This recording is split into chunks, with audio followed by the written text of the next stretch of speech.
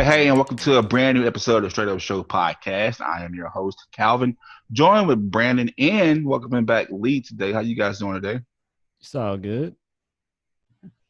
Hey, how's it going, guys? It's going good. All right, Lee. We missed you last episode, but man, I hope you were able to hear it and you learned something from it. But definitely missed you. Happy late birthday to Lee. I hope you had a good birthday, Lee. Right, yeah. Happy birthday. Late birthday.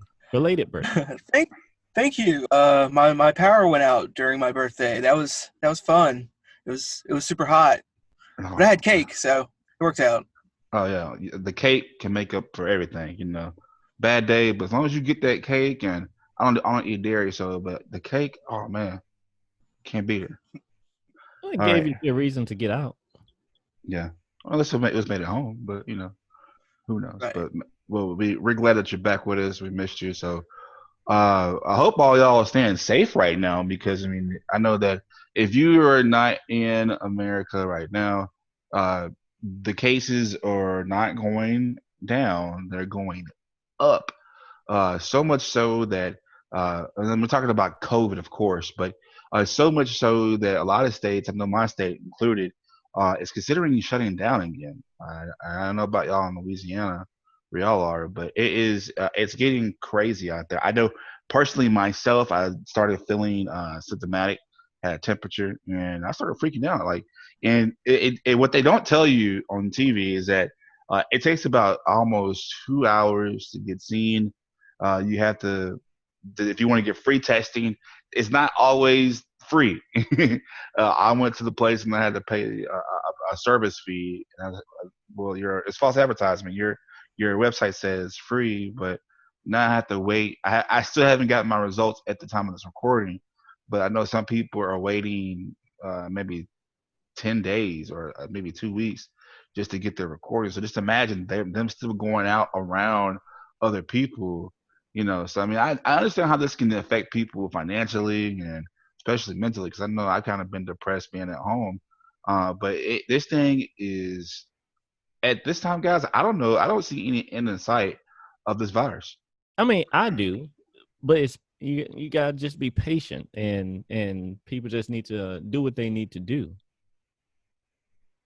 I really don't understand too much of like a lot of it is just freaking entitlement of not liking change, which I understand. I understand you don't like change, but like uh, this is serious, The people that are frustrated about money, Mm, uh, I gotta be honest, money in the life, I've heard people say they will take money over life, I've heard and people say that, it's kind of heartless.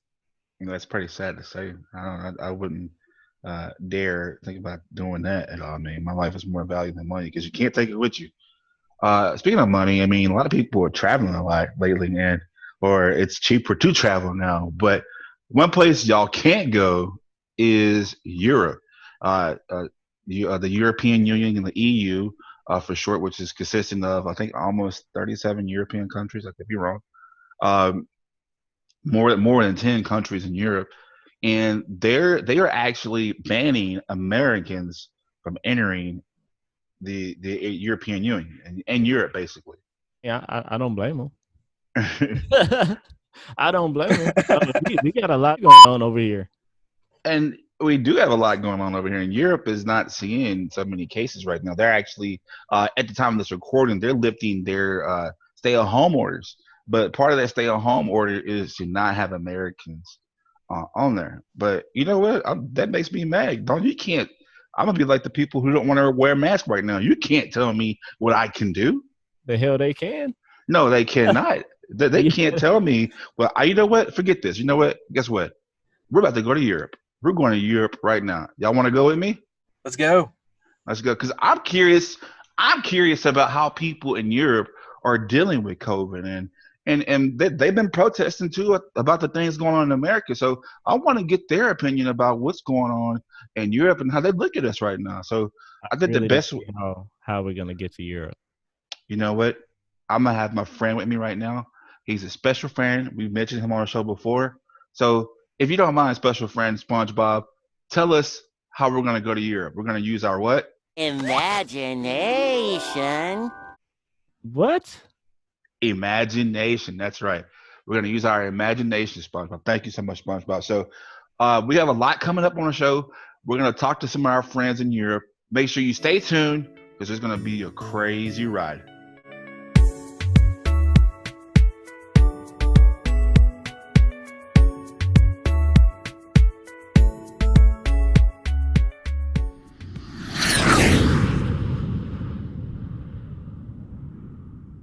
All right, so we're going to travel to France now, and somebody that I know from a mutual friend, a good friend of mine, his cousin, and she lives in France. So I wanted you all to help welcome Lena, all the way in France. Lena, how you doing today?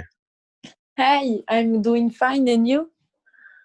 I'm doing well too. Just here in America, a lot of people are staying at home, so I'm not for sure how it is in France.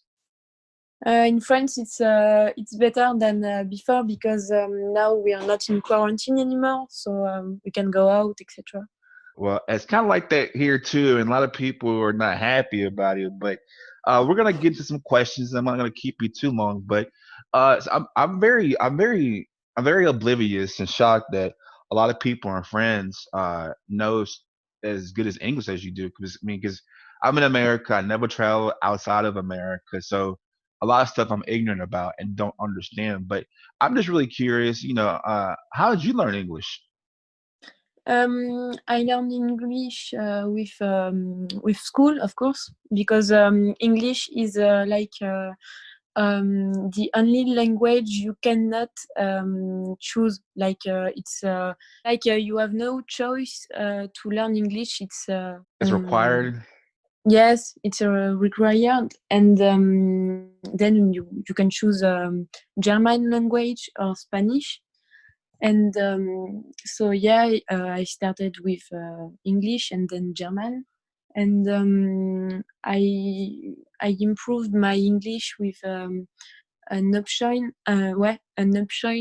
named European section for like 2 years. It's like 2 hours bonus for to learn English, like Friday from 3 to 5 p.m. I have more English than others students. And yeah, I learned with Netflix too, and YouTube videos, etc. Wow. And so many people that I know that are not from that don't know English, a lot of them said that, YouTube has helped them out with English. So that's pretty amazing to hear. Yes, and unfortunately, a lot of French people don't learn very well English. I don't know why, but some people can't learn English very well. And hey, I'm from Louisiana, so my English is not that well too. So I mean, it's okay. We have no judgment here at all. But Lena, Yeah. definitely want to thank you so much for coming on the show. And I talked to you outside the show, and you just graduated high school, and we've had an American student on our show who just graduated high school too, and you all are going through the COVID, and so now you're in college. So how is that different? Just not being able to go to the campus or go to physical can't school since COVID's going on. It was very weird because we haven't seen our teachers. We didn't even say goodbye to them.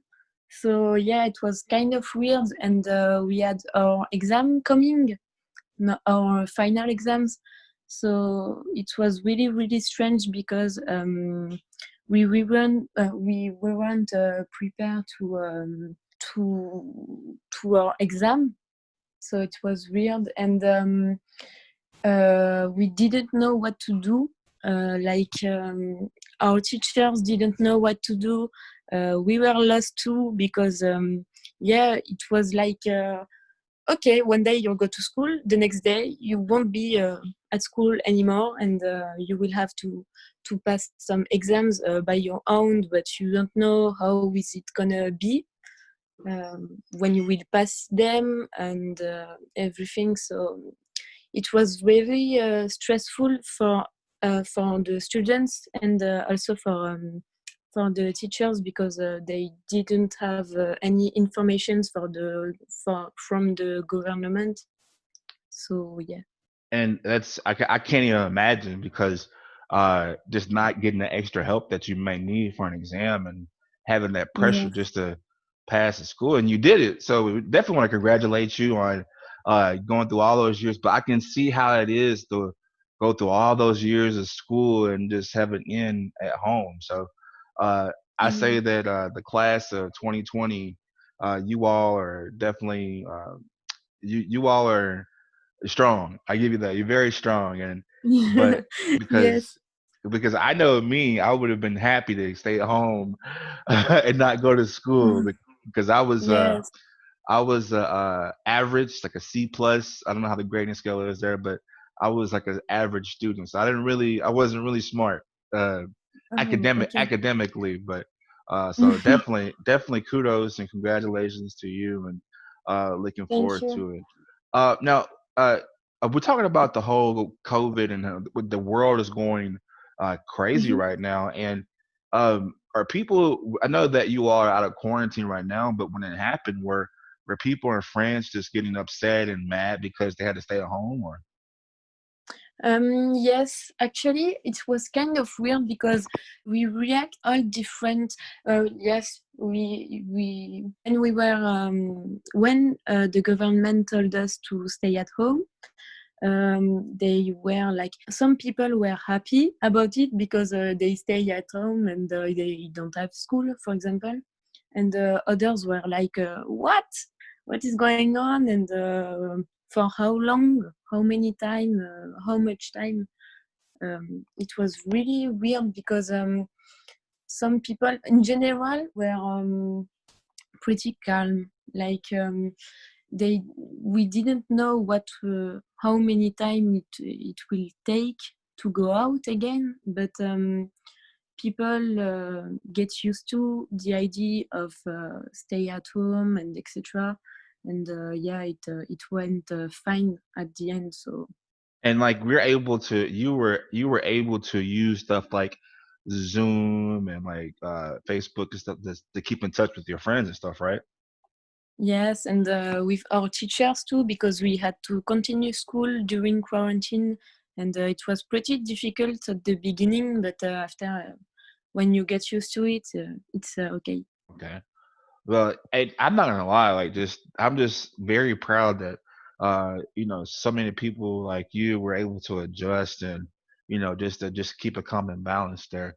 Okay, so Lena, I wanted to ask you. I'm not pretty sure that you watch a lot of American stuff and you hear about the craziness going on in America. One thing is something that's going on about police brutality and the unfair treatment of certain cultures in America and I know that people are protesting globally. Are they protesting there in France as well? Yes, not like in America because it's more peaceful, and yeah, more quiet and calm. But the thing is that when the protesting happened in your country, it came back to us. Like everybody, every black people or white people who thought a lot about racism, they thought, okay, we're gonna keep our voice up and say what is racism, and they started protesting too, but it wasn't that violent as in America. Hmm.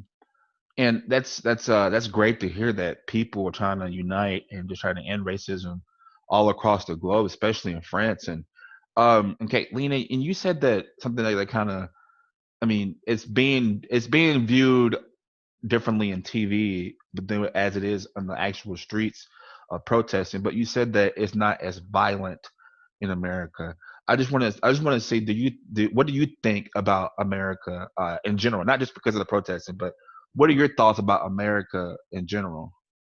Actually, when I was a kid, I really thought that America was like the heaven, like really, because you are so, this country is so powerful and giant, and yeah, big. You have so many brands, and your culture is so important in France and in every country. I think it's a very very big thing. And when I grew up, I started to notice some bad things, like environmental things. For example, in France, we try to change ecology things because we want a healthier planet, And I think it's in America, it's not the same thing. Like you don't have the same point of view, no standpoint of about that, and that's kind of worrying me. And sometimes I'm kind of mad because I think it's very very important for the future, and I think in America you don't have this standpoint, and I think it's really really important. So yeah, but the culture and every stuff like that, and the series, I love American series, American movies, food. I love American food too, but yeah, some points that are not really good. And for example, police right here, and racism stuff in your country, it's insane, like really insane. If it happened in France, it wouldn't be like that, because in France we are not as racist as in America, I think. I mean, with gunshot, etc. Like when you use fire in the USA, it's really bad with racism, and in general too. Like I don't agree with firearms. Okay. And that's thank you for telling me that, because that's one of the main reasons why people are protesting, because of the use of a deadly weapon to get justice or to apprehend somebody. But enough about all that for right now. I just want to get your point of view. But I want to go back to this whole American food thing. What kind of American food do you love? Burgers. First burgers, and I love pancakes too. But they have crepes and croissants there, right? Yes, des croissants. I And love croissants. what is I got this off of a TV show, omelette du fromage. Did I Ah say oui? it right? Omelette? Omelette du fromage. Ah, omelette au fromage. Yeah. Yes, omelette au fromage. Yes, I know what That this is. Yes, it's good. It's really good. I can tell you that. So I probably shouldn't go to France, because I probably like the food. The big misconception is the whole French fry thing. Oh, you have French fries, and like, Yeah, it's is good. that a big thing there, or? It's a normal thing there. Like, yeah, it's normal. We prefer croissant and macaron. I don't know if you Yeah, heard about that. yeah. It's really really good too. My mom's a pastry chef, and so I know what those are, big time. Ah, Yeah. that's great. Okay, so I know that you have family in the United States, in America.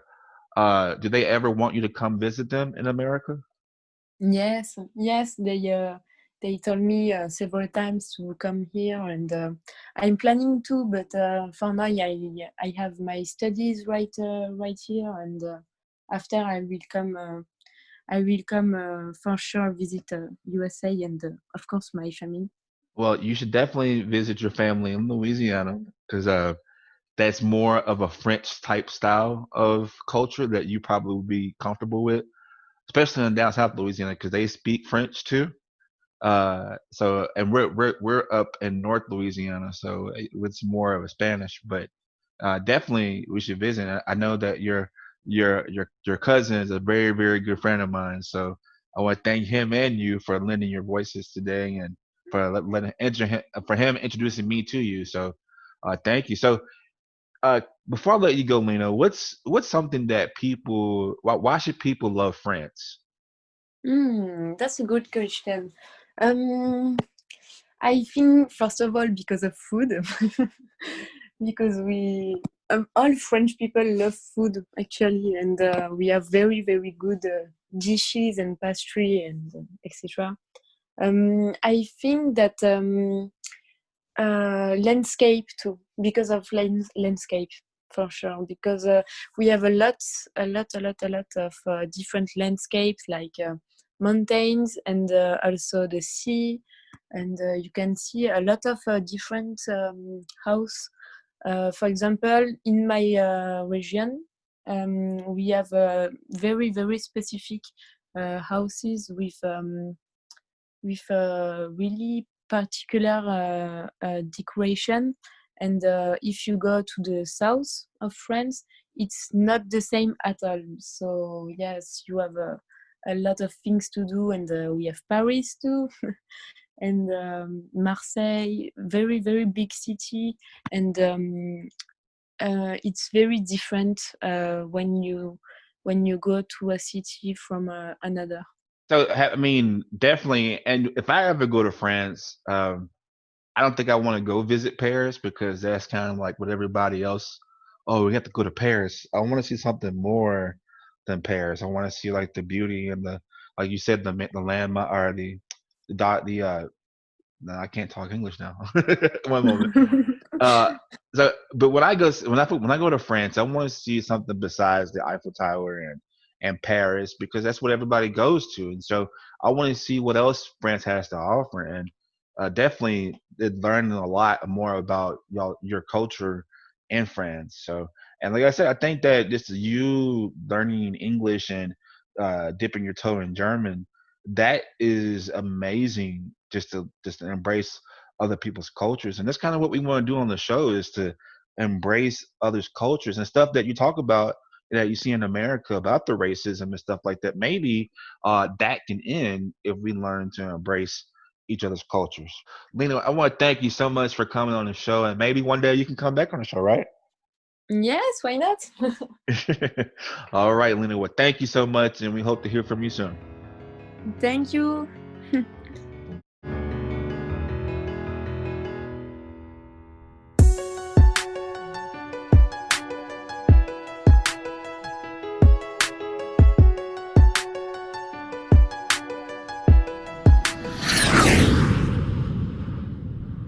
Okay, so this next story is something that's very dear to me. A very good friend of mine is joining the show.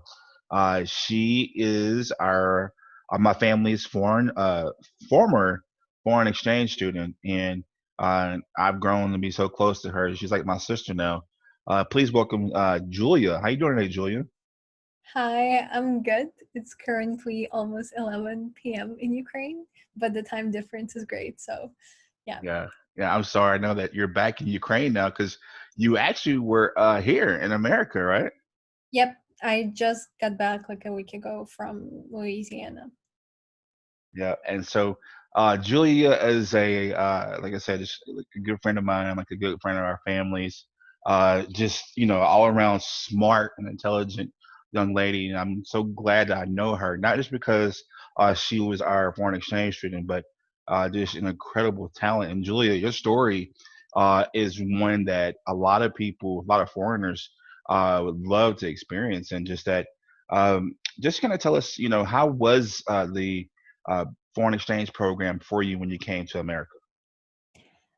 So yeah, just to provide the context of my relations with the United States. So when I was in 10th grade, so my junior year in school, I got through this competition, which is called FLEX, Future Leaders Exchange Program. Basically, if you make it through 3 rounds of competition in English, this is like all in Ukraine. if you make it through 3 rounds and you become a finalist, you get to travel to the United States and stay there for a year, live in American family, go to American high school, experience like the other culture and continent. So I got lucky and I got this opportunity to go. I was placed to go to Louisiana. You don't choose where to go because they sort of like they pay for you, so you don't have much choice in that. But yeah, I got to go to Louisiana. I got a place with Calvin's sister and her host family, which was a completely new eye-opening experience for me. um and yeah, I was lucky to go to the south, to like one of those states that not a lot of people actually hear about outside of the states, because when people imagine the US here in Ukraine, they think about California or they think about New York, and I'm like, no, there's so much more there, and there's so much more like a variety of cultures and languages and just like customs all around the US. So after a year there in the United States, I came back to Ukraine. I finished my high school here, and then I applied, and luckily I got into NYU, but to the campus in Abu Dhabi, which is in Middle East. So NYU has like 3 main campuses: Shanghai, New York, obviously, and Abu Dhabi. And Abu Dhabi is really generous because they provide full financial aid to students like me who otherwise wouldn't be able to afford this type of like high class American education. And yeah, right now I'm a rising senior at NYU Abu Dhabi. I was supposed to be in New York the spring of 2020, and I was there for 2 months until everybody knows what happened. COVID happened, and unfortunately NYU had to kick us out from the dorms because COVID spreads in the dorms like the best. Obviously, we transitioned to remote education, and I just had nowhere to go because Ukraine at that time already closed their borders. So my coordinator, Mr. Steve, he was kind enough to invite me and to host me for 3 months overdue of my semester in the United States. So it's kind of like it was a nice homecoming for me to go back to Louisiana after 4 years of not being there.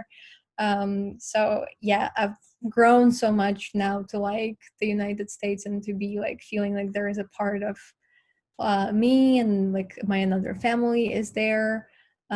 So yeah, that's my short story. Yeah, and that's an incredible story, and you've experienced so much culture just in these 4 years, and well, at the time I think you were 16 when you came, right? I think when 15. I left when I 15, was. Mhm. yeah, 15.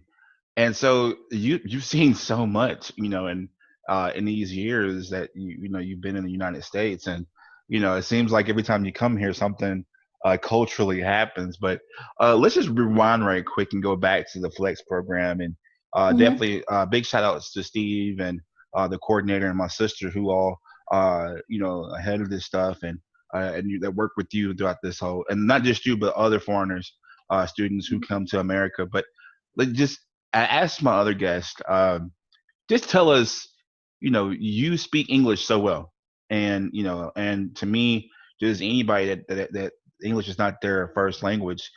I mean, I just want to know, how did you pick up English so well? Well, you know the story, but so yeah, I'm from a small town in Ukraine. It's not even a town; it's more like a village. And obviously, English education in more like a rural areas in Ukraine and other post-Soviet countries is not that good. Unfortunately, I had to hire like an external tutor and work with her throughout, like from 8th grade up until I left to the United States, and sort of like catch up everything that I didn't get to learn throughout my um, primary and middle school. But my main motivation at that time, when like you sort of like, you in the middle school, you don't know why do you need to learn these things, and people tell you like, oh, you have to learn English, but I'm like, why? Like, I'm fine speaking Ukrainian. because I didn't get to travel back then, and I didn't know how much how much it exposes you to the world in general.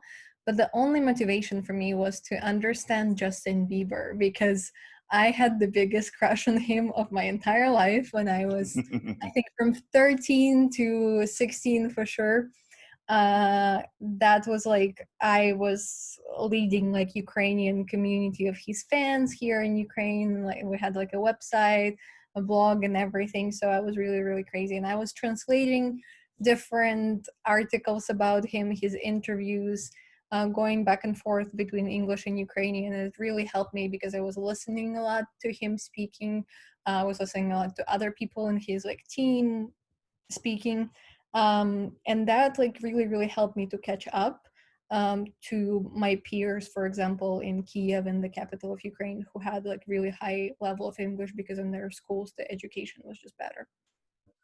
And then there's nothing wrong with that. I mean, even our previous guest said that she watched YouTube videos just to learn English too, American sitcoms and American movies. So that's a great way to learn English. I'm pretty sure that can be a great way for somebody to learn Ukrainian or learn French. But just to continue this whole, I know that it's so long ago, and we've all been adolescents, and we all just been young. So I mean, it's okay to revisit these stories, but just the whole Justin Bieber thing. Like you came to America, you basically were the American high school teenager in America. I mean, that's so. What's the one thing about high school that you just that you didn't experience in Ukraine that you experienced in America? That I know that football games is a big thing for you, but what's something else that you remember about American high school? Well, I think it's a lot of it is like relationship between like teacher and a student, because in Ukraine, unfortunately, it's still a very hierarchical, and your teacher is still like a boss, and you just should listen to a boss and never like question him or her. And in the US, I noticed that a lot of some teachers are more strict than others, obviously, but still a lot of them are very, very friendly, very open. They're like always there for you. They're always ready to support you, listen, just like casually, I don't know, talk to you about their lives, days. Like I remember teachers showing pictures of their dogs to us, like the first day of class, and I'm like, wow, this type of like connection never happens back home. And what was amazing about like my Justin Bieber story, that actually I couldn't afford a ticket to go to his concert because like my allowance was really, really small when I was an exchange student, and the ticket itself like costed more than $200. So my Spanish teacher at that time, Miss Garrett, I met with her when I was here in Louisiana recently. She was kind enough to sort of like organize and talk to my other teachers, so they all chipped in to my Justin Bieber ticket, because she was able to understand how important it was to me to see him. And right now, like for me, like the memory of that is not even Bieber or like seeing him in concert. Like that was fun and great for being a teenager, but just the fact that like an adult, like a teacher, could really understand the importance of this teenage dream, sort of, and emphasize with it and being able to help, like that was like wonderful and will always like stay in my memory.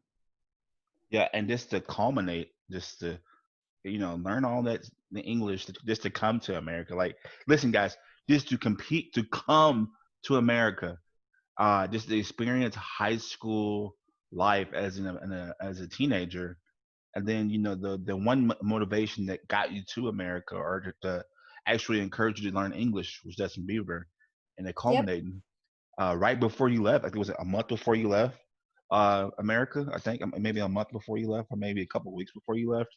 You got to see Justin Bieber in concert. Yeah, like months before I left. Yeah.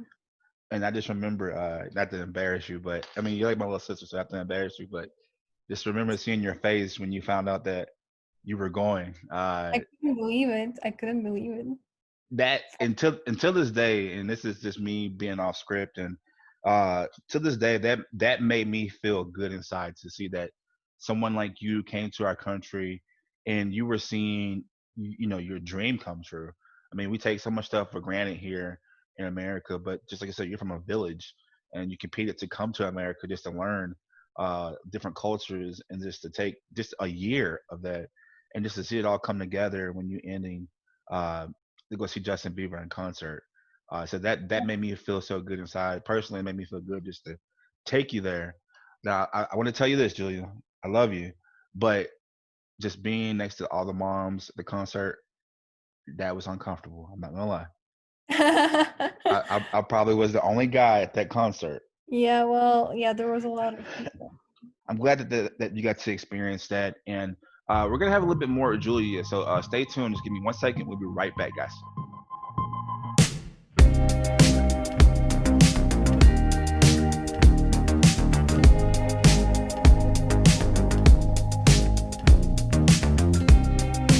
So we're still here with Julia. Julia has an amazing story, very bright and intelligent young lady. So Julia said that she came back to America because she's at NYU. And you're supposed to go. You were in New York 2 months. I'm pretty sure you had a blast in New York. Definitely compared to Also, Louisiana. Harry Styles in New York. That's my new crush.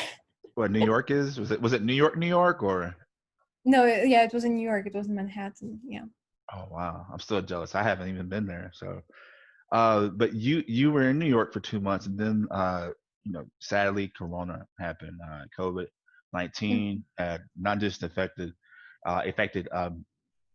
America, but I mean globally. This thing was going everywhere, and it still is at the time of this recording. And so you went back to Louisiana, just and then not just COVID that happened. Like then you see the deaths of George Floyd and Mhm. Rayshard Brooks and then Breonna Taylor, just all these different things going on all at the same time. Like you come back to America and you're seeing all these different things. Like I just want to get your take of all this stuff that's happening and you see all these protests and these civil injustices. I just want to get your take and what you see and what you're learning, what you learned when you were here. Well, I guess it's kind of hard to uh, like remember all of my feelings, what I was feeling when I was there, because right now I'm here in Ukraine and it's again I feel like I'm sort of like far away. But when you're there, you like realize, oh my gosh, this is all like real and that's everything's happening and you don't know what the hell is like going on around. Um, but yeah, I think coming back to Louisiana, I knew already that I've changed a lot as a person. I developed or changed my views on a lot of things throughout like college because I was exposed to this type of like education. I was exposed to different conversations. Like NYU Abu Dhabi is one of the most international universities in the world. We have 115 countries represented. So I had the privilege of actually having people from all around the world, all around like corners of the world, sitting in with me inside the classroom and discussing all of the social and political issues. And you can see how much just the views and things that we're taught back home in our own countries change from around the world. And when you have such a global view already, when you got to travel as I did, and then you go to Louisiana and you start again maybe meeting some people who actually don't realize there is a world outside the US, but sometimes they don't even realize the diversity inside the US, and they don't realize that the US is made of immigrants, it's made of Black people, it's made of Latinos, and it's made of all of these amazing people who come here and work their like hardest, show their hardest work, and still not getting treated as they deserve. And for some reason, people just cannot grasp that the US has a very complex history with racism and with injustices. And it's okay to recognize the history and to sort of revisit it and discuss. And seeing this clash that happened between sort of like Black Lives Matter movement and all lives matter made me really upset because I really couldn't understand why people decided that there is a need to sort of silence the movement of Black Lives Matter and start saying that all lives matter. I heard this like great analogy saying like we have corona right now, and we all sort of like as the world we're focused on getting rid of this thing because it's really hurting the world. So you can understand the same with racism as we have corona. This movement actually got to say this is enough. We have to start dealing against this thing, getting rid of it. But if we're dealing against corona, why then other scientists, people, and doctors are not saying, well, flu matters, well, other like cancer matters, like HIV, why you suddenly care about corona? Like, no, because this is ridiculous and this is absurd. But for some reason, people are not able to draw those type of like parallels and analogies. So for me, it was difficult to be, I think, not be in New York, because I can imagine how in New York it's like I would be like around this like movement and seeing it firsthand happening. In Louisiana, everything was quiet. I didn't hear much people discussing it, but also on my side, like I've always been monitoring how the US is portrayed in international media and how especially US is portrayed in Ukrainian media. So I was looking into how Ukrainian media sort of like reports on the death of George Floyd and on Black Lives Matter movement, and just reading the comments on Facebook under those like articles of one of the most like famous media outlets in Ukraine made me really upset, devastated, and disappointed in my country as well, because I actually realized like, yes, Ukraine is a very homogeneous country and we don't talk about racism, or we don't even think about racism, or we're not even taught about this in schools. And you would think that people at least would recognize their lack of knowledge, or say that like, yeah, I don't understand this issue, so I'm gonna read more and like check my sort of like privilege of just not knowing those kind of problems in the world. But no, people who probably have never even interacted with people of different race, unfortunately had such strong and disappointing views on the events in the US.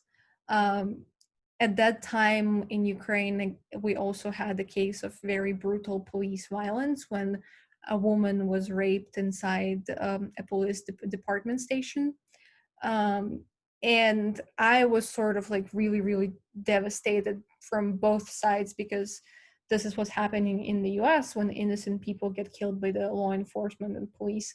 And this is what's happening in Ukraine. And it's sort of, yes, it's different context, different sort of like precedent, but it's very similar issues. Yet people are not able to connect those two and say like, okay, like here are people in the US protesting, maybe in Ukraine we also need to get up and protest against police brutality.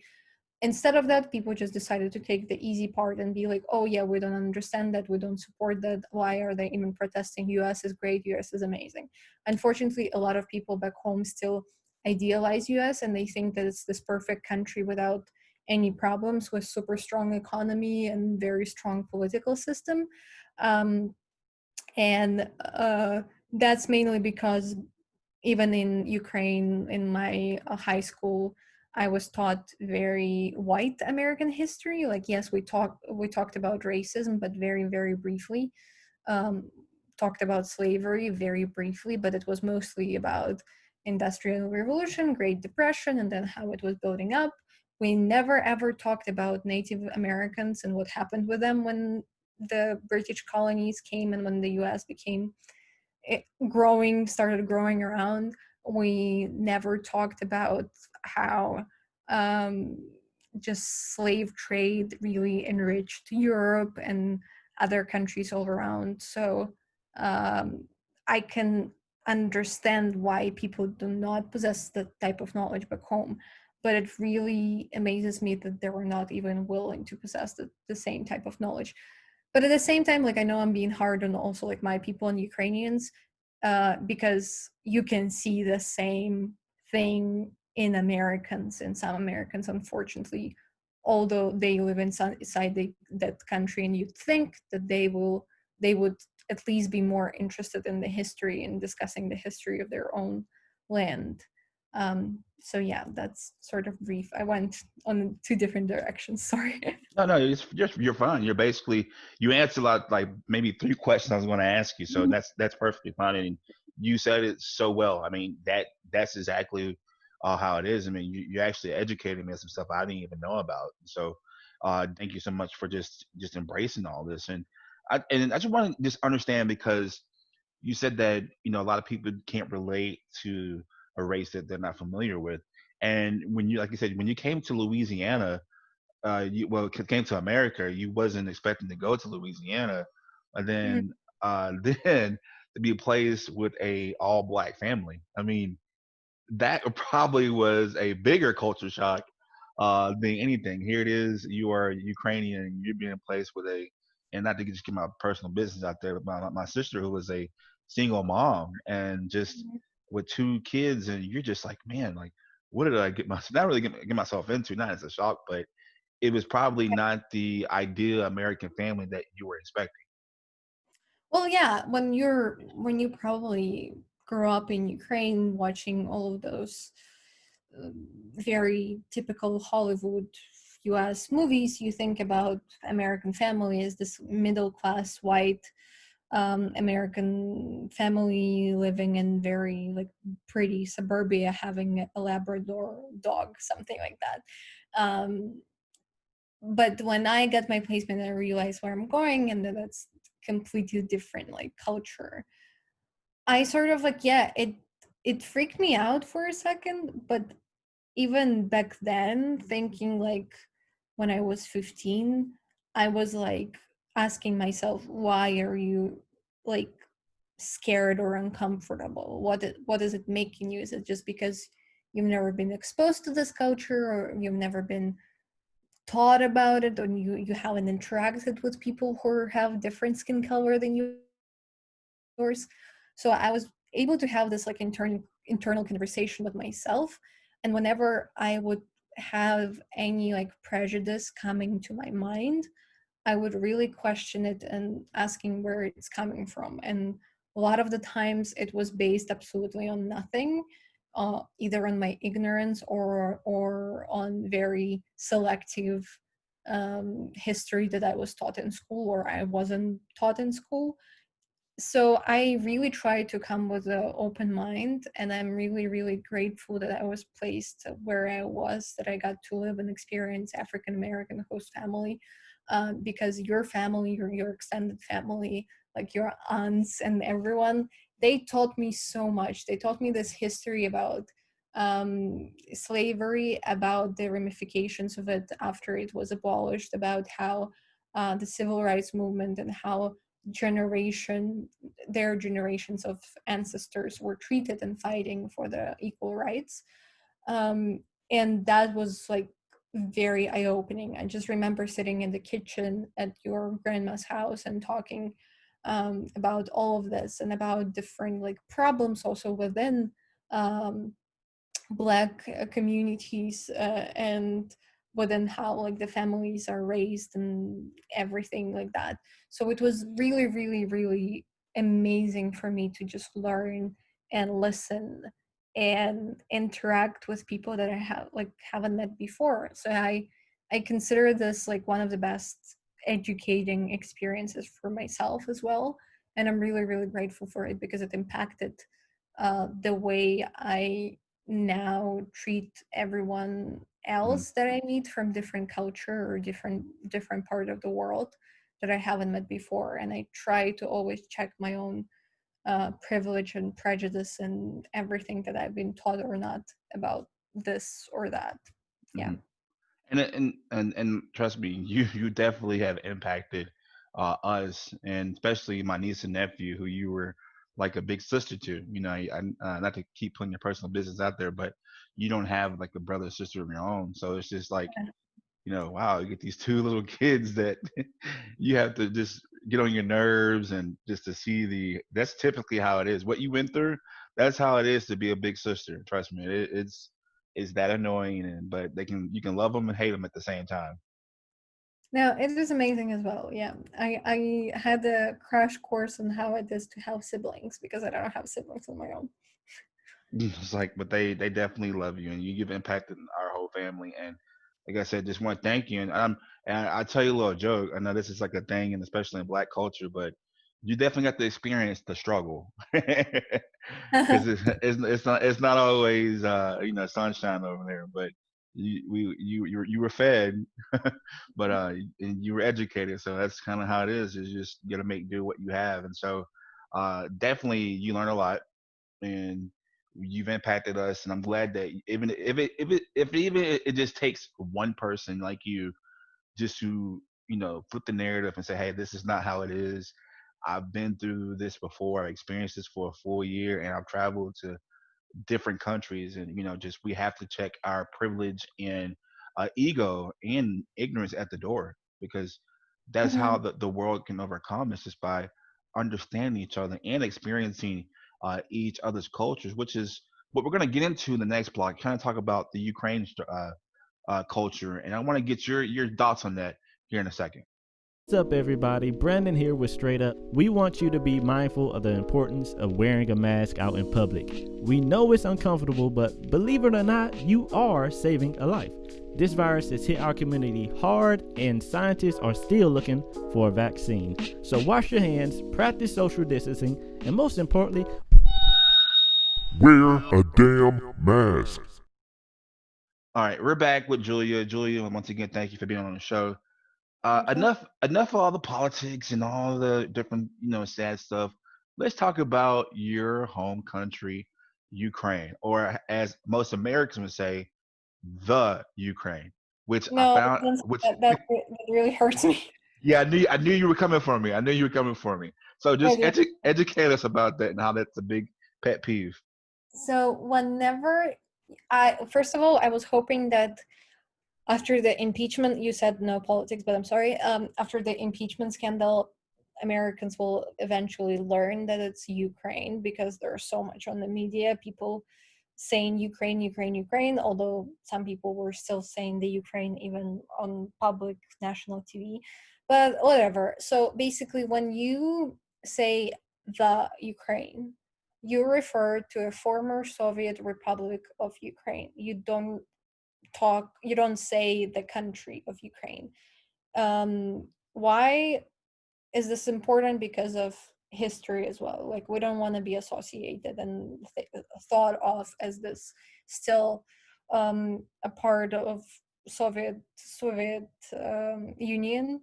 uh, but just like think about it as like, you don't say the Spain, you don't say the France, you just say France, Spain, the same way you say Ukraine. You say the Netherlands because it's like the United States, because it's like multiple, provinces and regions.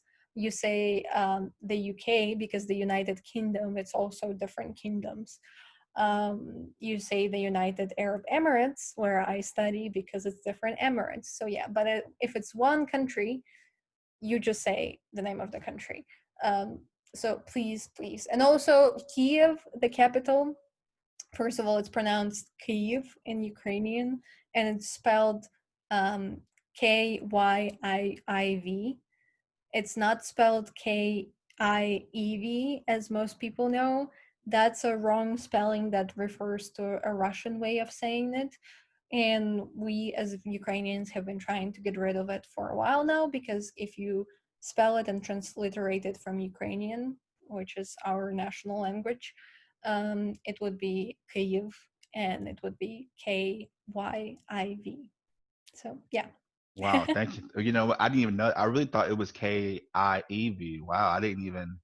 Wow, It thank you. it's Thank you. technically like still like widely used, unfortunately, but Mm, more and more countries, and even in the US, like for example, New York Times switched to proper name of Kiev. I think Facebook recently as well. So we're trying to make the change. It's sort of like it's it's as we call it in Ukraine, it's decolonizing your language, basically. So we try to decolonize it from Russia. okay, got it. And I definitely understand that portion of it. There's some words here in English that we in American English that we try to get rid of too, and most people know what I'm talking about. Um, so Ukraine, not the Ukraine, Ukraine. Hmm. Uh, from what I've seen and from like just even I think I FaceTimed you or Skyped you when you were back home, but or well, I would just see you talking to your mom back home, and oh man, I said even your village is to me beautiful. I mean, because I come from not much, but just seeing the country itself is beautiful, and just and didn't if I'm not mistaken, you actually I know it's politics, but you actually met a U.S. official, right?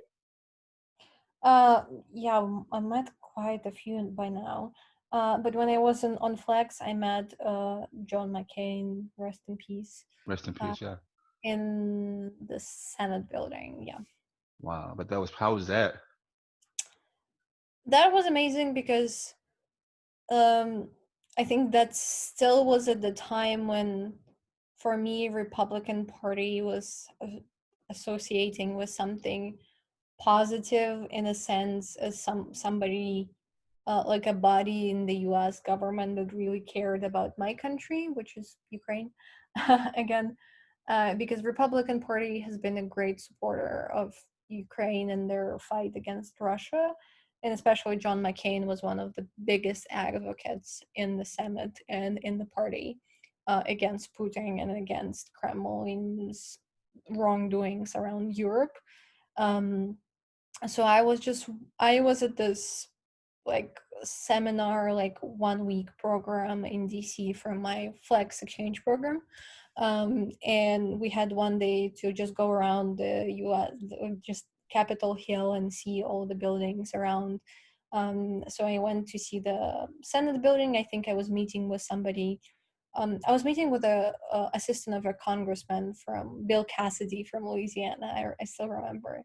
That was an interesting experience, an interesting conversation. We also got to talk a bit about the politics and about Ukrainian-U.S. relations.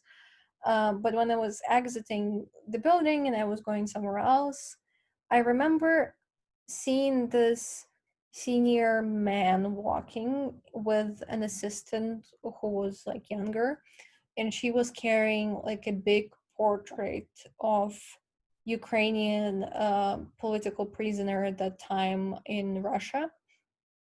And I was like, oh my gosh, like I don't know who this is, like although his face is really familiar to me, but he's definitely has something to do with Ukraine. So should I say something? Should I not say something?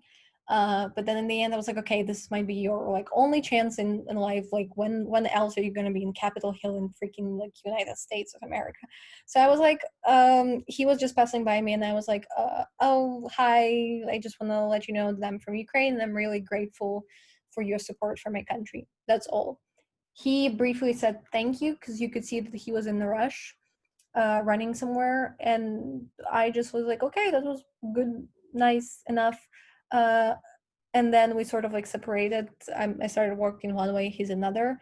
But then I hear his assistant running behind me, and she comes to me and she's like, Senator McCain would like to talk to you.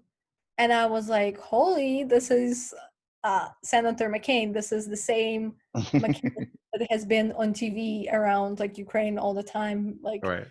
everything. Like that was just such a great honor. So like, of course, our conversation was pretty brief because he was like in the rush for actually a briefing with his committee about the situation with the political prisons in Ukrainian political prisons in Russia.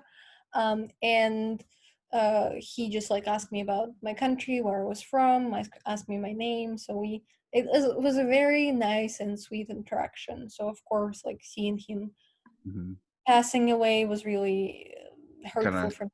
Yeah, yeah. because it's sort of like he was the last person who actually really, really cared, I think, from that party about my country, not Wow. only about their own self-interest. So Yeah, and I can see how that now in today's time how that could be a little different. But like I said, I know we keep going back into it, but no more politics. We're going to talk hope. about Ukraine. We're going to make it fun now. And I know that one thing that you definitely actually last night I was going through my closet and I kept all your stuff from Ukraine. Like I still have your flowers and stuff. I still have your newspaper articles. I still have your flag, and Said the candy and birthday card you gave me. So you brought Ukraine to Louisiana big time. And so what's something that people don't know about Ukraine that you think they would like? And just kind of tell us a little bit more about something that people would love and enjoy, especially the food. Gosh, I think so. The dish that Americans mostly know under the name pierogi, which are those dumplings, is called vareniki in Ukrainian, and it's also Ukrainian national dish, not only Polish. So we're sort of like share that, and it's sort of like dumplings that you boil or you like cook in some other ways, and you stuff them with either meat, cabbage, potatoes. Sometimes you make them with cherries as a dessert, and they're wonderful. It's like the best thing in the world. Like I love them so much. So borscht as our national beetroot soup. Um, Takes very long to cook, but it's really, really good. I know that not everybody might like it, but it's really nice. Myself Ukraine, included. Ukraine is actually the biggest country in Europe if you don't count Russian part, because it's not like Russia is mostly in Asia, not in Europe.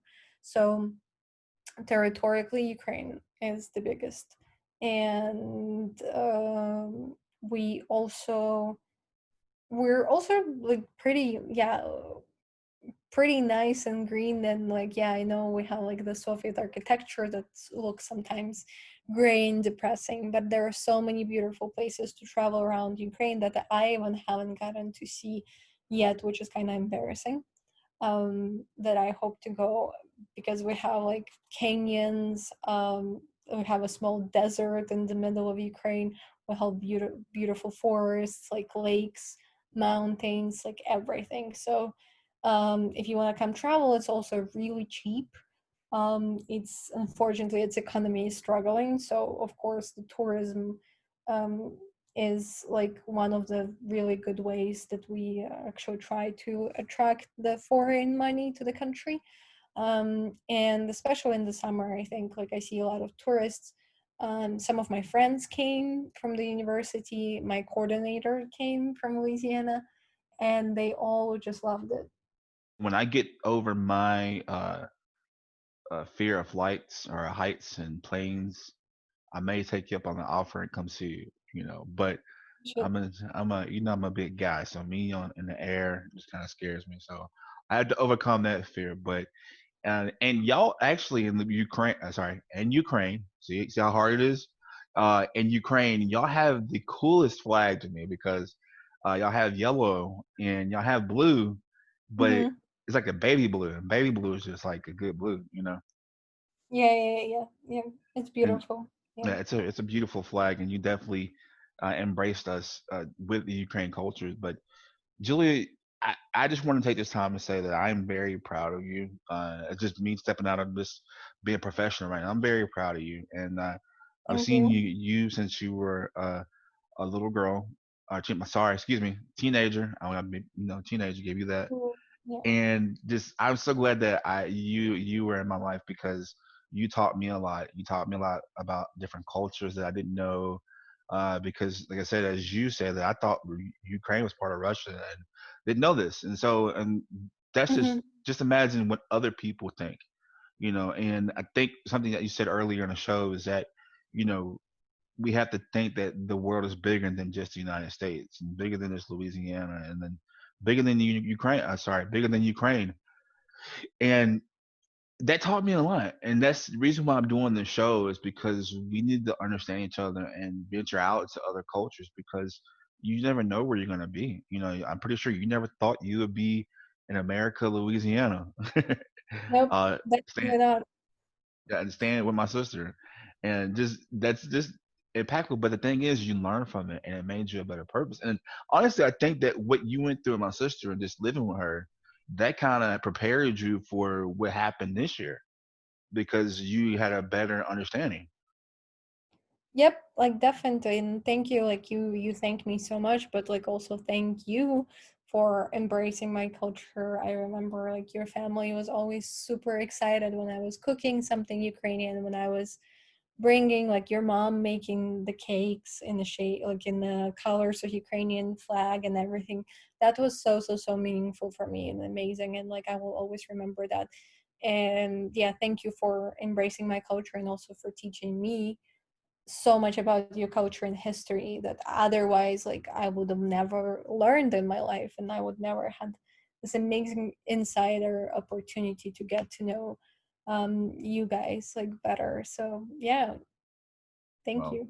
you're welcome, and I know that I had to make sure you experienced the American teenage culture fully when you came here, and I didn't know that we weren't supposed to at the time, but I took you driving on your birthday. Yes, my last days in the US, it was fine. That was fine. And I was like, you have you driven since then, or Actually, not much, like barely. for the first time you drove? You did pretty good. So, Yeah, I remember like hitting the like curbside accidentally. but that happens when you're a first time driver. But I mean, when you're 16 in America, that's the one thing you want to do. You want to drive. Like I don't know Yeah. why that's so important. I got my license, and I even own my parents didn't even own a car when I had my license. So that goes to show how much it was that important just to have your license at 16. And I found out later that we weren't supposed to do that. So I'm sorry, but hey, you're older now. We can sweep it under the rug. And one thing you mentioned earlier was how you got to America.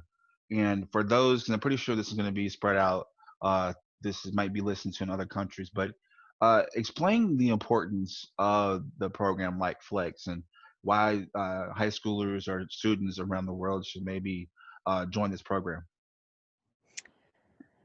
I feel like it's so I feel like people just in general have to get out of their comfort zones and go travel, meet other people, preferably other countries. I know that not everybody has an opportunity to do so, unfortunately, and our economies and just the world is not built yet for people to be able to do that just on regular basis. And now with corona, like everything became so like closed, distant, like travel restrictions, everything.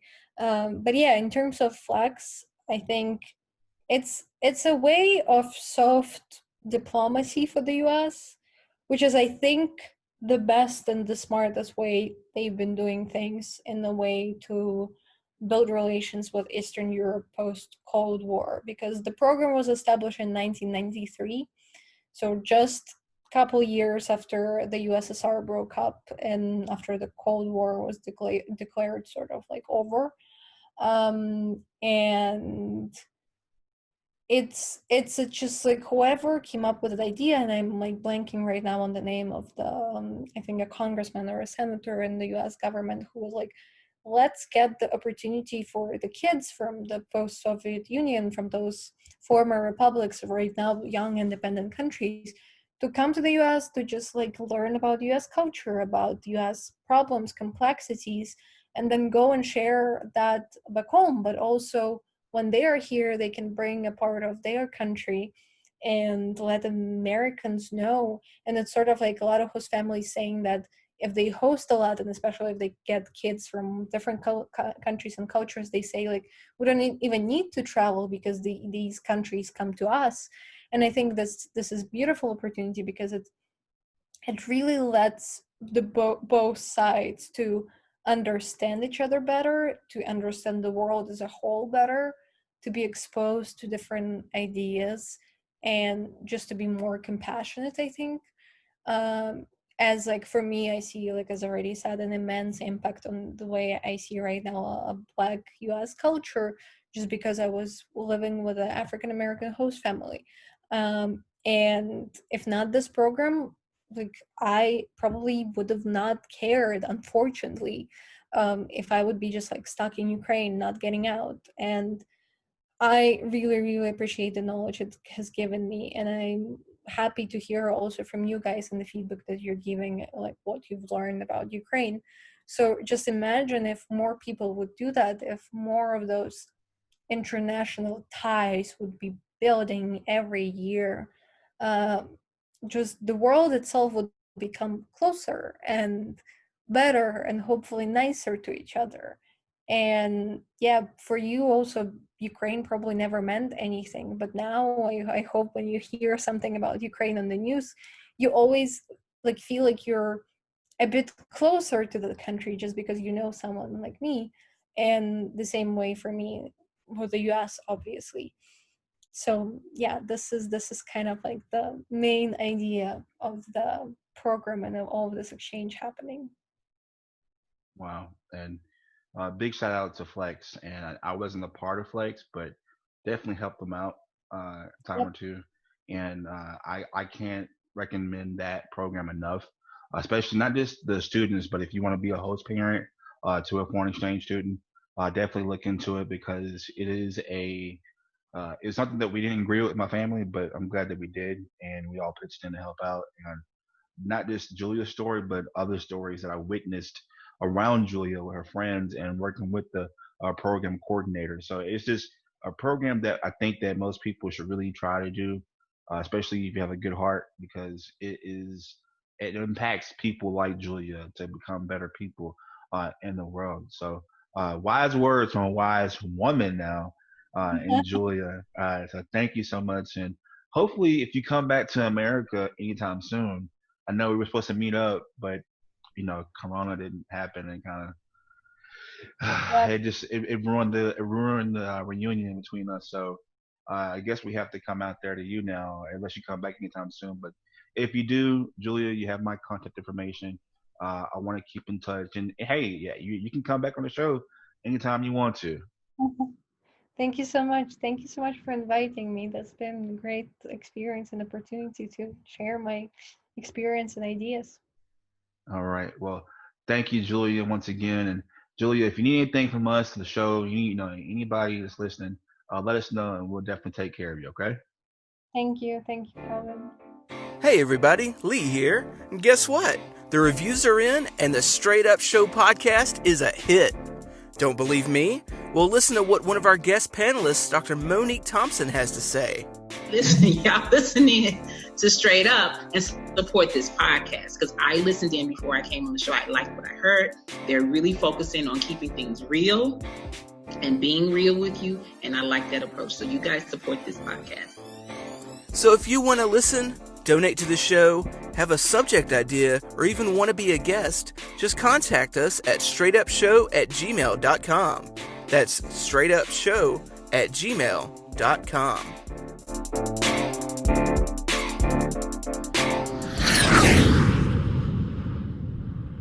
That was a crazy interview, guys. I mean, I learned a lot. I mean, that it's scary that people see America a certain way. I mean, it kind of takes you back to the reason why I really wanted to do the Asian discrimination video episode, because I knew that Asians, before they come over here, they see Americans as, the picket fence, blonde haired people, blue eyes, cheerful, everybody has money, the American dream, and they get here and, not only are they truly lied to, but now they're part of a system where they don't even get the respect and looked as in a different way. And that's scary too, because I mean, these are people in Europe, and just imagine all across the world, and if they think this way, there are people in America who think the same way too. And that's the problem that we're having right now, Lee. Like these people have a bit misconception of, especially African Americans. But as Julia said, she wasn't expecting to go to a African American family, and let alone in Louisiana. That is, wow, that's insane. But yeah, there's a huge disconnect there between America and the American dream. And I mean, like you were saying, it's people in America that also have this disconnect, in addition to people on the outside looking in. And that's like if we looked at ourselves through a foreign lens at like everything that's going on in this country, that's like to me personally, that's a great moral compass of like what we need to fix. Because if you have like literally unbiased outside observers seeing what's wrong with your country and able to point it out, then why wouldn't you listen to them even? Because, you know, they don't live here. They have no dog in this race. Right. And that's so true. Like, and I want to touch on something that we talked about in our last episode with one of our guests. He was a cop in America, and like him, I grew up in the projects, and he said that he had to break the chains. And one thing he said about breaking the chains was that he grew up poor, but he went to a school that was predominantly white, to where it was so many different cultures and different personalities, and he wanted to experience that life. So he reflecting on what he was going through at home, and say, you know what, this is why college is important to me. This is why my education is important to me, because I can see other cultures. And now he is changed his life tremendously. And so that's what we have to do. We have to break the chains of what we see ourselves and what we're used to, and basically we have to be uncomfortable. And that's why we have this show is that we have to be, we try to make it as uncomfortable. I know that I teased a lot on Facebook and on Instagram that we're traveling to Europe, and a lot of you kind of caught the bait, but it was, once again, we used our imagination to get our point across. And it's because we want to make sure that we can think. You know, we know that the European Union doesn't want us there, but we're getting uncomfortable because we have to see this thing out. We have to understand, okay, well, this country is doing this. And one thing that one of Lena said on the show was that, you know, something that doesn't matter to us and here in America, she's more mad that Americans don't take global warming and eco care seriously, because that matters to them in Europe. Like they worry about the ecosystem. And it's like, wow, you're worried about, you know, clean air and stuff like that. That's I promise you right now, 90% of Americans don't even care about that right now at all. So that's something that we have to maybe consider and see how they're living. And while that's so much, you know, I haven't traveled much, but if you look at France, it's so clean, it's so green, and you know, so we have to come out and talk about these uncomfortable conversations, because that's how we will grow, and that's how we'll stop seeing things like racism, and hopefully we see the end of police brutality and things like that, because the world, and I'll quote President Obama, and don't get mad because I'm pretty sure that you're gonna get mad about this. And Lee, if they get mad, they can go to our email at I believe that is idonotcare@gmail.com. I don't care at gmail.com. I do not care at gmail.com. You choose one. Yeah, we don't want the I don't care people to get our emails. That happens all the time. It's so frustrating. But we're just joking with you. But I want to leave you all with something that President Obama said when he was helping the Syrians out.